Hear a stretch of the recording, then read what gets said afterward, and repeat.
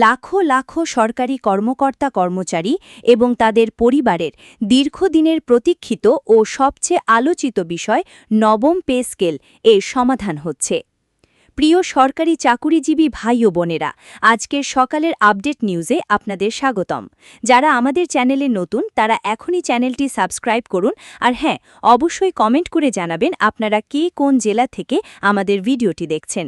তবে চলুন কথা না বাড়িয়ে আজকের সর্বশেষ সংবাদটি জেনে নিন। বর্তমানে দ্রব্যমূল্যের লাগামহীন ঊর্ধ্বগতি এবং জীবনযাত্রার ব্যয় অস্বাভাবিক হারে বৃদ্ধির এই কঠিন ও চ্যালেঞ্জিং সময়ে দেশের আনাচে কানাচে ছড়িয়ে থাকা সকল সরকারি চাকুরিজীবীর নজর এখন শুধুমাত্র নতুন এই পে স্কেলের দিকে। পে স্কেল বাস্তবায়ন নিয়ে কিন্তু বেশ কিছুদিন ধরেই নানা ধরনের জল্পনা কল্পনা চলছে। আমরা যদি একটু পেছনের দিকে ফিরে তাকাই তাহলে দেখতে পাব নতুন এই বেতন কাঠামোর রূপরেখা নিয়ে কাজ কিন্তু অন্তর্বর্তীকালীন সরকার তাদের মেয়াদকালেই বেশ জোরে সোরে করে গিয়েছে। তাদের সময় এই পে স্কেলটি চূড়ান্ত করে বাস্তবায়ন করে দেওয়ার কথা সর্বমহলে গভীরভাবে আলোচিত হচ্ছিল, কিন্তু নানা পারিপার্শ্বিক কারণ এবং রাষ্ট্রীয় গুরুত্বপূর্ণ সিদ্ধান্তের বাধ্যবাধকতার কারণে তারা সেটি চূড়ান্তভাবে করে যেতে পারেনি। পরবর্তীতে তারা তাদের তৈরি করা সেই গুরুত্বপূর্ণ খসড়া এবং প্রতিবেদনটি সদ্য দায়িত্ব নেওয়া নির্বাচিত সরকারের কাছে আনুষ্ঠানিকভাবে জমা দিয়ে গিয়েছে। এখন সবার একটাই প্রত্যাশা, নির্বাচিত সরকার তাদের রাজনৈতিক সদিচ্ছা থেকে এই পে স্কেল বাস্তবায়ন করবে। সেই প্রত্যাশা এবং ধারাবাহিকতায় আমরা দেখতে পাচ্ছি বর্তমান সরকার কিন্তু ইতিমধ্যে কাজ শুরু করে দিয়েছে। সরকারের উচ্চপদস্থ যে সচিব কমিটির কাছে বেতন কমিশনের রিপোর্টটি জমা ছিল, সেই রিপোর্টের উপর ভিত্তি করে তৈরি করা একটি প্রাথমিক সুপারিশ ইতিমধ্যে সরকারের সর্বোচ্চ মহলের হাতে পৌঁছেছে। আমরা আমাদের নির্ভরযোগ্য সূত্র থেকে জানতে পেরেছি এই প্রাথমিক সুপারিশে মূলত আগামী ২০২৬ থেকে ২০২৭ অর্থবছরে প্রাথমিকভাবে এই পে স্কেলটি আংশিক আকারে বাস্তবায়নের একটি নীতিগত অনুমোদনের কথা বলা হয়েছে। তবে এখানে একটি বিষয় খুব সুস্পষ্টভাবে জানিয়ে রাখা ভালো, এখন পর্যন্ত আমরা সরকারের পক্ষ থেকে চূড়ান্ত কোনো আদেশ বা প্রজ্ঞাপন জারি হতে দেখিনি। কেননা আমরা সবাই জানি যে অর্থ মন্ত্রণালয়ের যে বিশ্বস্ত সূত্র থেকে আমরা প্রতিনিয়ত এই খবরগুলো সংগ্রহ করে আপনাদের কাছে পৌঁছে দিই, সেখানকার উচ্চপদস্থ কর্মকর্তারা কিন্তু খুব স্পষ্ট করেই বলেছেন যে পে স্কেল বাস্তবায়নের জন্য সচিব কমিটির যে প্রাথমিক সুপারিশ সেটি তারা তাদের হাতে পেয়েছেন এবং পর্যালোচনা করছেন। কিন্তু এখন পর্যন্ত সরকারের একেবারে উচ্চ পর্যায় থেকে বা নীতি নির্ধারণী ফোরাম থেকে পে স্কেল বাস্তবায়নের বিষয়ে চূড়ান্ত কোনো সবুজ সংকেত বা গ্রিন সিগন্যাল কিন্তু আনুষ্ঠানিকভাবে দেওয়া হয়নি। অর্থাৎ পে স্কেলের মতো এত বড় একটি অর্থনৈতিক সিদ্ধান্তের বিষয়ে সরকার কিন্তু এখনও এক ধরনের কৌশলগত নীরবতা বা মৌনতা পালন করছে।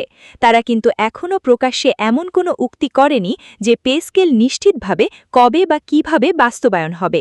মূলত এই নীরবতার কারণেই সাধারণ চাকুরিজীবীদের মাঝে কিছুটা উৎকণ্ঠার সৃষ্টি হয়েছে।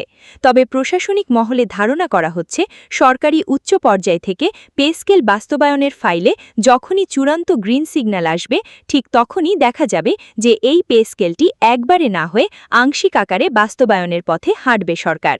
এমন একটি নির্ভরযোগ্য রিপোর্টটি কিন্তু বর্তমানে সংশ্লিষ্ট মন্ত্রণালয়গুলোর হাতে রয়েছে।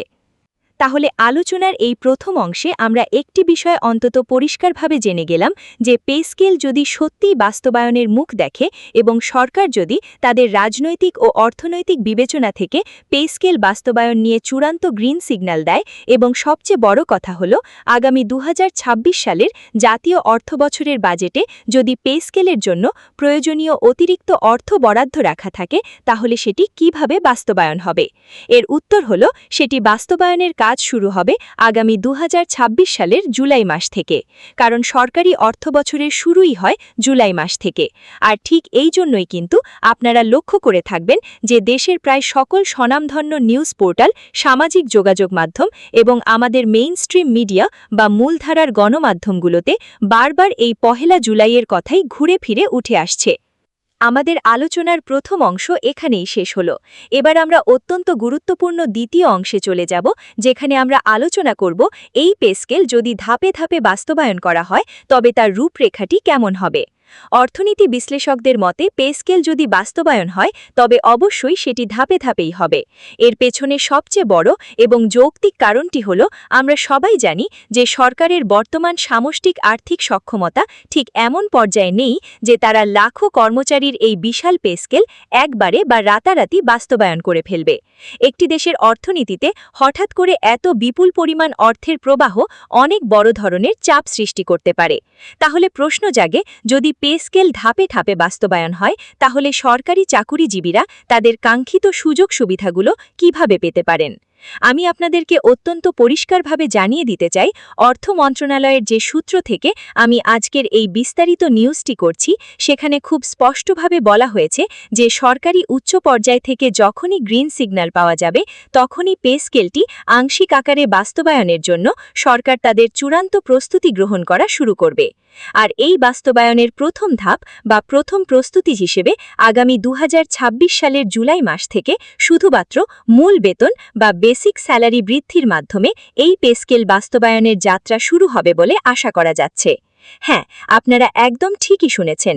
দেশের লাখ লাখ সরকারি চাকুরিজীবী এবং অবসরপ্রাপ্ত পেনশনারদের জন্য পে স্কেলের মূল বেসিক বৃদ্ধির মাধ্যমেই কিন্তু আপনাদের বহুল প্রতীক্ষিত নবম পে স্কেলের আনুষ্ঠানিক যাত্রা শুরু হবে বলে আশা করা যাচ্ছে।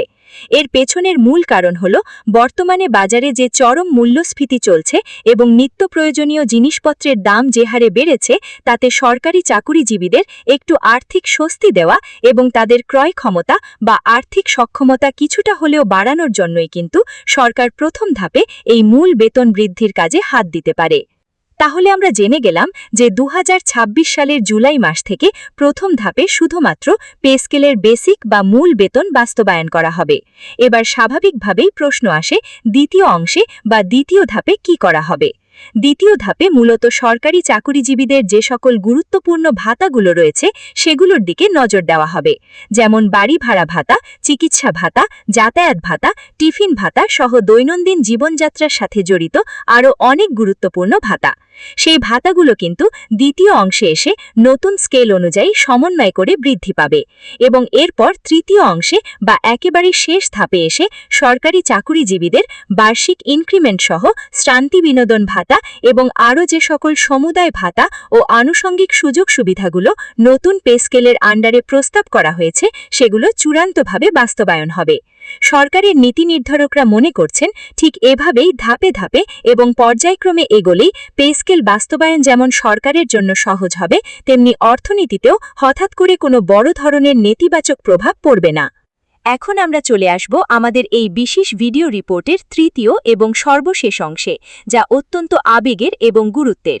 এখানে আমরা কথা বলবো দেশের সেই সব সম্মানিত মানুষদের নিয়ে যারা তাদের জীবনের প্রায় একটা বড় অংশ এবং সবথেকে মূল্যবান ও কর্মক্ষম সময়টুকু সরকারের সেবায় এবং দেশের উন্নয়নের কাজে নিয়োজিত করেছেন। হ্যাঁ, আমি আমাদের পেনশনারদের কথা বলছি।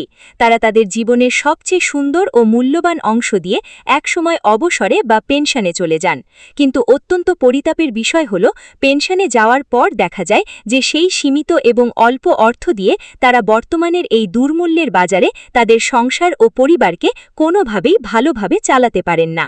অনেক সময় দেখা যায় সারা জীবন দেশের সেবা করার পরও জীবনের শেষ বেলায় এসে আর্থিক অনটনের কারণে তারা পরিবারের সদস্যদের কাছে একটি সম্মানজনক অবস্থানে বা ভালো পাত্র হয়ে থাকতে পারেন না। তারা এই নিদারুণ আর্থিক অসঙ্গতি থেকে নিজেকে দূরে রাখতে পারেন না, যা তাদের জন্য চরম হতাশাজনক। ঠিক এই কারণেই যখনই কোনো নতুন পে স্কেল বাস্তবায়ন হয় তখনই কিন্তু দেখা যায় যে সাধারণ চাকুরিজীবীদের পাশাপাশি পে স্কেল বাস্তবায়নের সাথে সাথে পেনশনারদের পেনশনের হারও একটি সম্মানজনক পর্যায়ে পরিবর্তন করা হয়, যেটা আগামী নবম পে স্কেল বাস্তবায়ন হলেও আমাদের সম্মানিত পেনশনাররা পাবেন বলে জোরালো আশা করা হচ্ছে।